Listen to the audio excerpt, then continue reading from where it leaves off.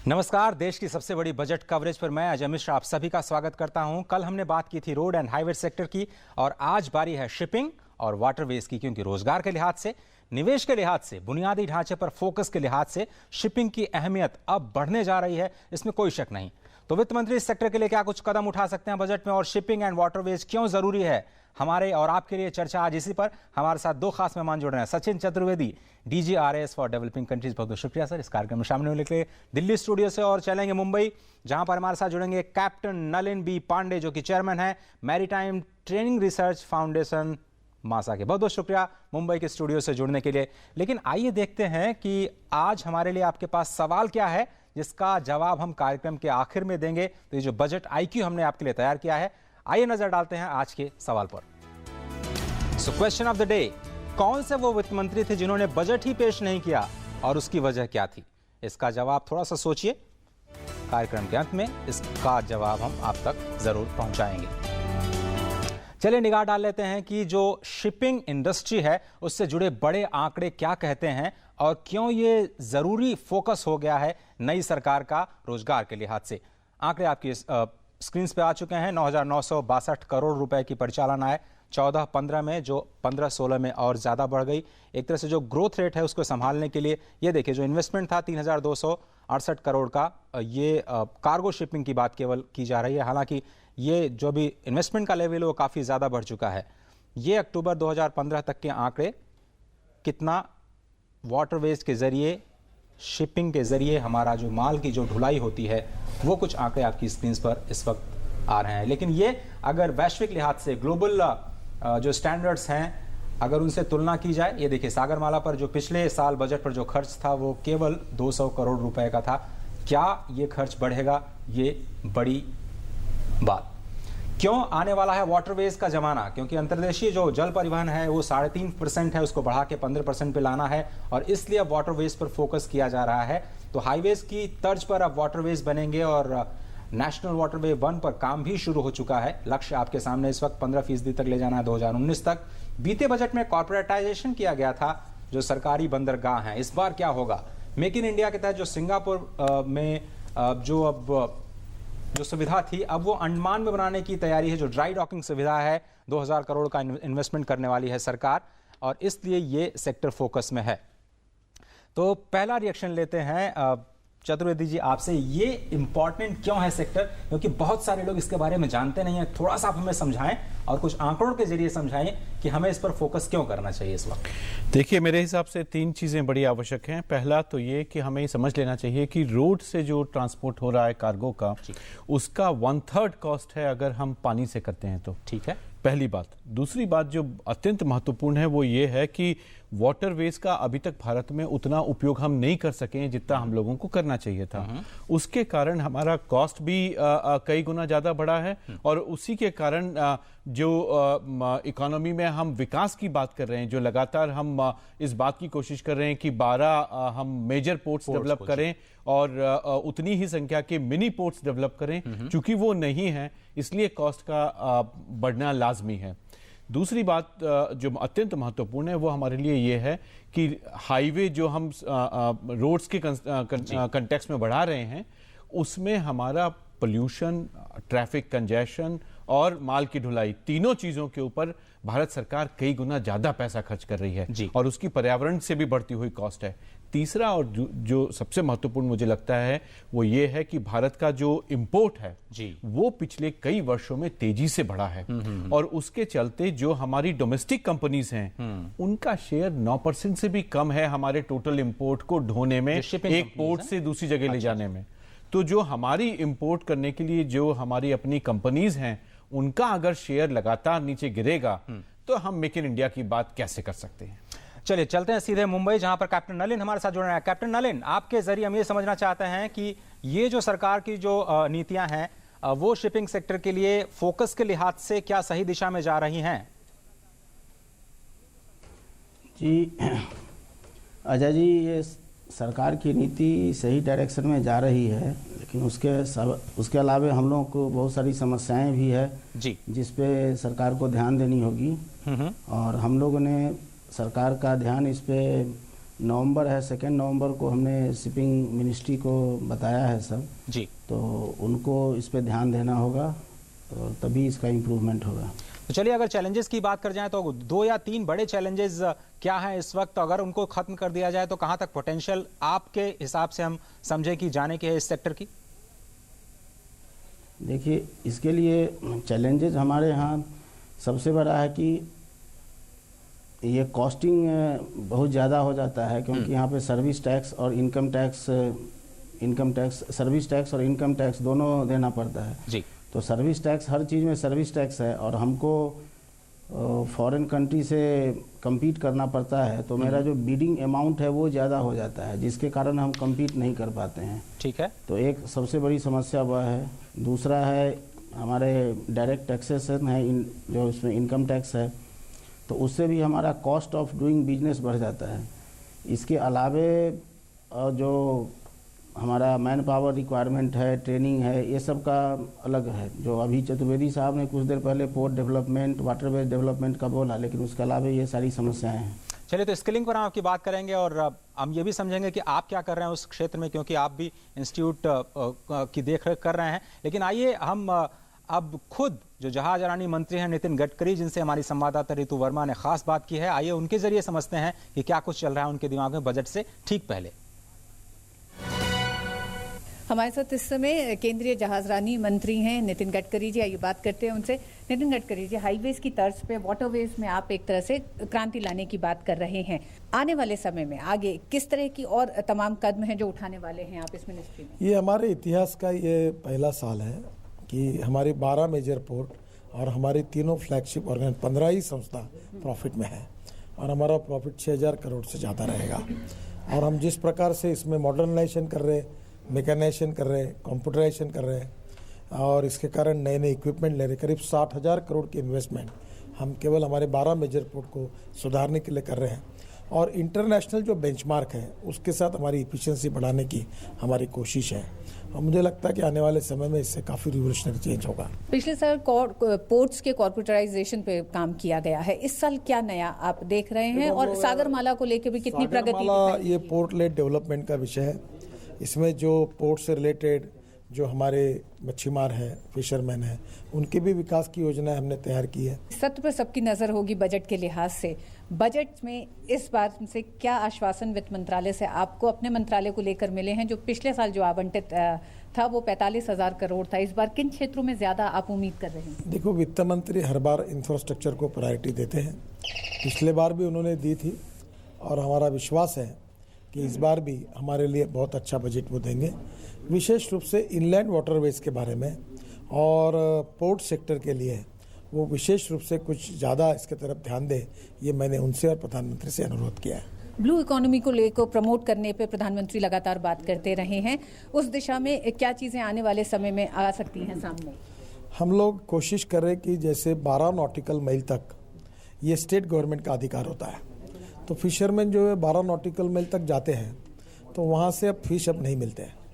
12 nautical mile आगे जाने के लिए हमारी आवश्यकता ये है कि हमको इसके लिए ट्रॉलर की आवश्यकता है। तो हम सागरमाला में ऐसी कुछ योजनाएं तैयार करने के पीछे पड़े हैं कि 10 या 15 फिशरमैन इकट्ठा होंगे, वो 5 लाख रुपए इकट्ठा करेंगे, 10 से 15 लाख हम सब्सिडी देंगे और उनको 80 लाख या 1 करोड़ का ट्रॉलर मिलेगा और वो बैंक से कर्जा मिलेगा, जैसे हमारे यहाँ मुद्रा योजना है, और उसमें से करीब 10-1 हज़ार, करीब 1 लाख लोग इसका फ़ायदा होगा और इससे 10% ज़्यादा फिश मिलेंगे, क्योंकि 12 नॉटिकल माइल के आगे जाने के बाद फिशरमैन के लिए बहुत फायदे का होगा। Fish processing, fish packaging industry बढ़ेगी और नया रोजगार निर्माण। वित्त मंत्री अरुण जेटली इस क्षेत्र में ज्यादा तवज्जो देने वाले हैं। कैमरामैन अच्युतानंद साहू के साथ रितु वर्मा, दिल्ली से।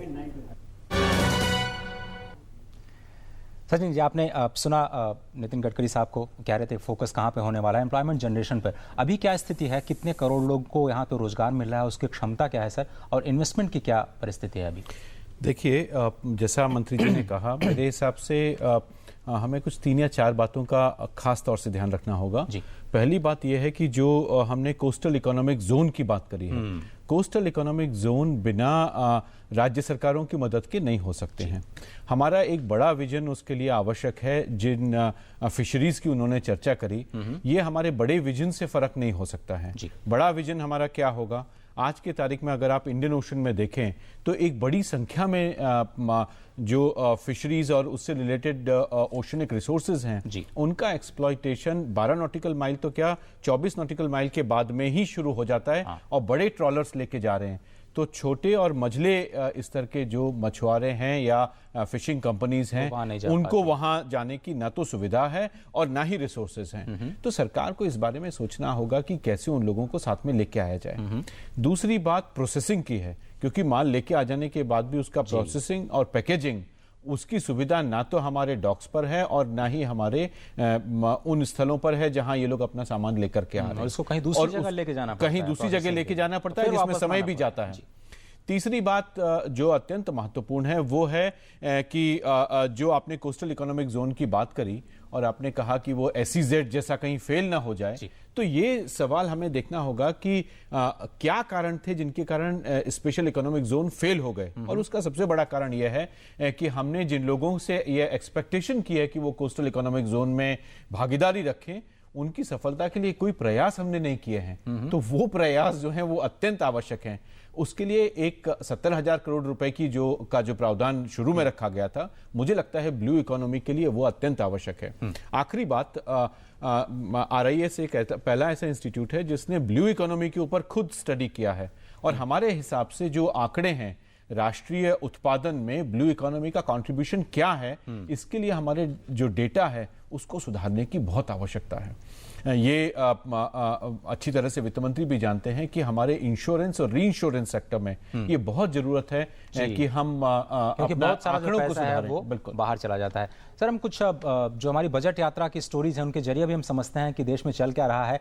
आइए आपको लिए चलते हैं दक्षिण हिस्से में अपने देश के, और कोचीन और कोच्चि से 2 खास स्टोरीज आपके लिए लेकर के आते हैं और समझने की कोशिश करते हैं कि वहां पर शिपिंग सेक्टर को लेकर के क्या चल रहा है।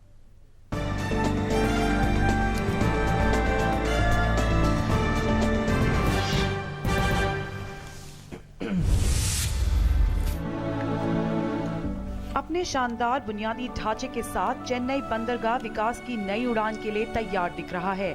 यहाँ के कर्मचारी देश की शिपिंग इंडस्ट्री को नया तोहफा देने की तैयारी में हैं।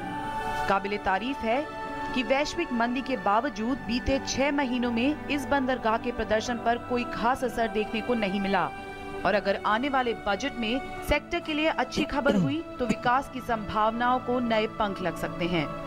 Shipping and ports in every aspect of your life, it's necessary for people to understand that in this nation, close to 4 billion tons of goods are transacted. Now, this means any piece of equipment or product that is sent from place to place within the country. Now, you'll be surprised to note that less than 5% of these goods moves by the coastal sea route. Chennai बंदरगाह से माल भेजने में निर्यातकों को काफी मुश्किलों का सामना भी करना पड़ता है, लेकिन बंदरगाह को आधुनिक सुविधाओं से जोड़ने की योजना तैयार हो चुकी है। एक्सप्रेसवे बनाना, चेन्नई पोर्ट से मदुराई वोयल राष्ट्रीय राजमार्ग 4, रोरो टर्मिनल और 5000 गाड़ियों के लिए मल्टी लेवल कार पार्किंग बनाना, बड़े कार्गो शिप के लिए चेन्नई मेगा टर्मिनल बनाना, एलिवेटेड रोड बनाना ताकि शहर के जाम से बचा जा सके। बंदरगाह में इस बदलाव से इसकी क्षमता बढ़ जाएगी। ये 76 मिलियन टन कार्गो के लिए सक्षम होगा। फिलहाल तो चेन्नई में जहाज की आवाजाही में 11% की बढ़ोतरी हुई है। इसी के साथ कुछ प्रयासों के जरिए जहाज में माल उतारने और चढ़ाने में भी तेजी आई है। अब औसतन जहाज को निर्यात के लिए 2 दिन के अंदर ही तैयार कर दिया जाता है। What we are seeing in the last 12 months is the Honorable Minister of Shipping, Mr. Gadkari, has actually put this into motion. We are seeing major ports, the 12 major ports of India, spending up to 100 crore rupees in creating berth facilities exclusively for coastal ships. So there is a lot of infrastructure to be created before you can actually say that you're now ready to move goods on the coast. Shipping से जुड़े व्यवसाय ये मानते हैं कि ये जरूरी नहीं है कि इस बजट में पोर्ट की डेवलपमेंट के लिए करोड़ों का बजट का ऐलान किया जाए, बल्कि ये जरूरी है कि समुद्र से बंदरगाह से लेकर सड़क तक की कनेक्टिविटी के लिए ज्यादा से ज्यादा फंड का अनाउंस करना बेहद जरूरी है। चेन्नई बंदरगाह के विकास से कई भारतीय शिपिंग कंपनियों के लिए कारोबार तो आसान होगा ही, नए शिपिंग हब के तौर पर ये श्रीलंका को भी कड़ी टक्कर देने की क्षमता रखता है। बजट यात्रा के लिए आयशा खानम की report, DD news, Chennai. Kerala का कोचिन शिपयार्ड धीरे धीरे शिप निर्माण का केंद्र बनकर उभर रहा है। ये शिपयार्ड जहाज बनाने के लिए, इसकी मरम्मत करने और मरीन इंजीनियरिंग ट्रेनिंग के लिए मशहूर होने लगा है। ये इकलौता शिपयार्ड है जिसे ISO 9001 मिला हुआ है। इंफ्रास्ट्रक्चर और आर्थिक गतिविधियों का कोचीन आधुनिक केंद्र भी है। 1972 में कोचीन का शिपयार्ड शुरू हुआ था। पिछले 10 साल इस शिपयार्ड ने अमेरिका सहित यूरोपीय देशों की मांग पर 40 शिप तैयार किए हैं। पिछले 32 सालों में यहाँ 1800 जहाजों की मरम्मत की गई है। lot of yards offering very competitive prices from China, from Vietnam, from Philippines. But Cochin, from the products we've seen lately from Cochin, it's much higher quality than what we see from these yards. So I hope that the owners will appreciate their quality, and we should be able to place more orders with Cochin. Bharat का पहला स्वदेशी जहाज मालवाहक पोत भी यहीं तैयार हुआ। ये शिपयार्ड अपने 40 साल के शानदार सफर के साथ अब मेक इन इंडिया के मिशन को पंख लगा रहा है और ये आने वाले दिनों में और भी बेहतर उम्मीद लेकर सामने होगा। रश्मि रोजा, तुषार नायर, कोचीन, डीडी न्यूज।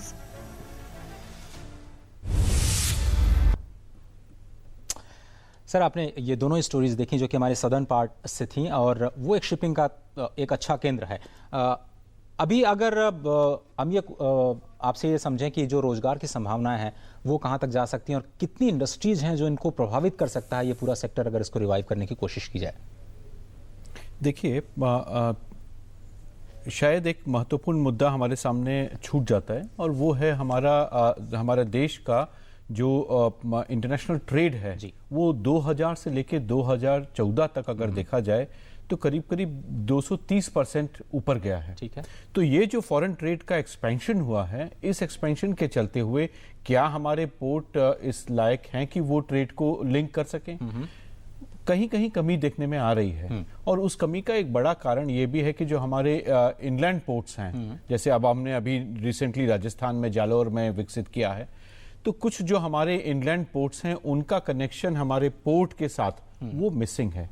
तो एक बड़ा ऐसा उद्योग खड़ा करना, ऐसी नई कंपनीज खड़ी करना, क्योंकि सरकारी कंपनीज उसको हैंडल नहीं कर पा रही हैं, तो आपको प्राइवेट सेक्टर के लिए स्पेस क्रिएट करना होगा।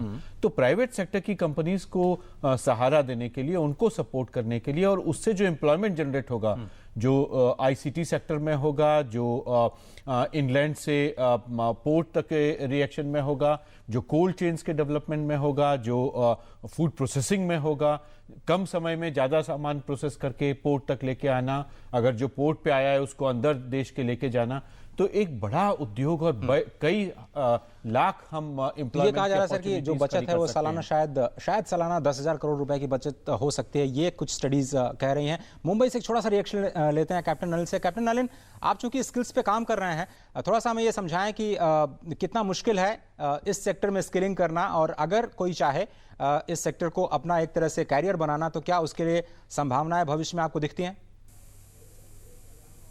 जी, इसमें कैरियर भविष्य के लिए बहुत बड़ी संभावना है। अगर आप हमारे देश में IIT की बात होती है और एक अगर आप एवरेज IITian का सैलरी देखिए एवरेज तो 9 लाख रुपीज़ पर एनम है और उसमें टैक्स भी है। ठीक, लेकिन अगर आप एक एवरेज सी फेरर है जो 4 साल के बाद वो ऑफिसर बनता है तो उसका 12 लाख रुपीज़ पर एनम है। तो अगर आप इन टर्म्स ऑफ मॉनेटरली दीजिए तो एक सी फेरर है कि वह एक IITian से एवरेज, मैं एवरेज बात कर रहा हूँ, वो उससे ज़्यादा कमाता है। दूसरी बात है कि इसमें जॉब का पोटेंशियल बहुत ज़्यादा है, क्योंकि अभी हमारे पास जो सी फेरर हैं करीब 1.5 लाख सी फेरर काम करते हैं और वो $2 बिलियन से ज़्यादा यहाँ इंडिया में लाते हैं जी। और एक सी फेरर अगर कहीं जाता है, काम करता है, तो 10 साल के बाद उसके पूरे फैमिली का इकोनॉमिक प्रॉब्लम ख़त्म हो जाता है। चलिए, बहुत शुक्रिया।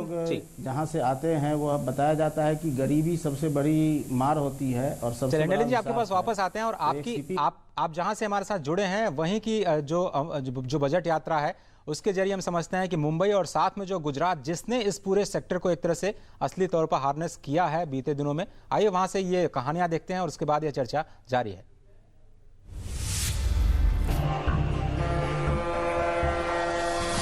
जलमार्ग परिवहन वक्त की मांग है। अगर परिवहन सस्ता हो जाएगा तो ये न केवल सरकारी खजाने की सेहत पर सकारात्मक असर लाएगा, बल्कि इससे वस्तुओं और सेवाओं की लागत को भी कम करने में मदद मिलेगी। विश्व व्यापार का 90% हिस्सा समुद्र मार्ग से होता है। चीन में जहां यह आंकड़ा 48% है, वहीं कोरिया में 44% और यूरोपीय देशों में 40% है। लेकिन भारत में यह आंकड़ा मात्र 3.5% है। ऐसा माना जा रहा है कि भारत में लंबे समय से इस पूरे क्षेत्र को काफी अलग नजर से देखा गया है, लेकिन नई सरकार आने के बाद काफी चीजें बदल दी गई हैं। सरकार का लक्ष्य जलमार्ग परिवहन को बढ़ाकर 15% करने का है। इसे बढ़ाने के लिए देश में 3 महत्वपूर्ण बंदरगाह बनाए जाने की योजना है। शिपिंग कॉर्पोरेशन ऑफ इंडिया जलमार्गों के विकास के लिए काम कर रही है।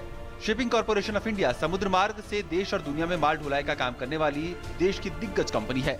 कंपनी देश में LNG शिपमेंट करने वाली इकलौती है और इसके बेड़े में करीब 69 जहाज हैं। वित्त वर्ष 2015 में कंपनी को 200 करोड़ का मुनाफा हुआ है। कंपनी का नुकसान साल 2013-14 में 275 करोड़ था। 7,500 किलोमीटर हमारा कोस्ट लाइन है। हमारे यहाँ इतनी नदियाँ हैं जो नेशनल वाटरवेज हैं, उनका हम विकास करें। तो हम भी चाहते हैं शिपिंग कॉर्पोरेशन की तरफ से कि हम उसमें पार्टिसिपेट करें, उसमें भागीदारी करें। और जो नेशनल वाटरवेज हैं उनके लिए अब तक तो हम खाली ये जो एक्सपोर्ट इंपोर्ट होता था उस पर हम ध्यान देते थे, लेकिन हम चाहते हैं कि जो इनलैंड ट्रांसपोर्टेशन है गुड्स का हमारे कंट्री के अंदर में जो रोडवेज की तरफ हो रहा है, उसको हम खींच के वाटरवेज पे लाएं। वर्तमान सरकार का बड़े बंदरगाहों के आधुनिकीकरण और उनकी परिचालन क्षमता बढ़ाने पर खासा जोर है। नई पहलों के साथ 2015 में कार्गो की ढुलाई में 4.6% और राजस्व में 8.7% की बढ़ोतरी के साथ बड़े बंदरगाहों के प्रदर्शन में सुधार देखने को मिला है। जहाजरानी क्षेत्र को लेकर और खासकर वाटरवेज के क्षेत्र को लेकर कोई बड़ा सौगात इन कंपनियों को मिल सकता है, या फिर इस पूरे सेक्टर को एक नए सिरे से एक नई दिशा देने की तैयारी इस बजट में की जा सकती है। कैमरामैन श्रीधर के साथ मैं योगेश कुमार शीतल, DD न्यूज, मुंबई। देश में ब्लू इकोनॉमी के जरिए रोजगार को बढ़ावा देना एक बड़ा गेम चेंजर साबित हो सकता है। 1980 के दशक से ही चीन ने इस रास्ते विकास और रोजगार की सफलता की कहानी पर मुहर लगा दी है, जो 20% की दर से विकास कर चुका है। देश में गुजरात ने मैरीटाइम इंडस्ट्री का इस्तेमाल करने के क्षेत्र में बेहतरीन मिसाल रखी है। गुजरात में जाफराबाद में फिशरीज इंडस्ट्रीज से करीब 30,000 लोग सीधे तौर पर मछलियों के कारोबार से अपनी रोजी रोटी कमा रहे हैं, लेकिन अभी उन्हें काफी मुश्किलों का सामना करना पड़ रहा है। हम मच्छी के लिए मच्छीमारी करने जाते हैं, लेकिन मच्छी ही नहीं मिलती। हम दूर तक जाते हैं, वहाँ भी मच्छी नहीं मिलती। पहले 10 दिन की फिशिंग आती थी, अब 20-20, 25-25 दिन की फिशिंग लेते हैं। डीजल पूरा खत्म हो जाता है, लेकिन मच्छी नहीं मिलती। चीन और यूरोपियन यूनियन भी मैरीन इंडस्ट्री से जुड़े विकास की अपार संभावनाओं के मद्देनजर लंबी अवधि की योजनाएं बना रहा है। चीन में तो GDP का 10% हिस्सेदारी इसी सेक्टर से आता है और करोड़ों लोग इससे जुड़े हैं। भारत में गुजरात से बड़ी मात्रा में मछली का निर्यात किया जाता है और राज्य सरकार ने प्रोसेसिंग की व्यवस्था पहले से ही की है।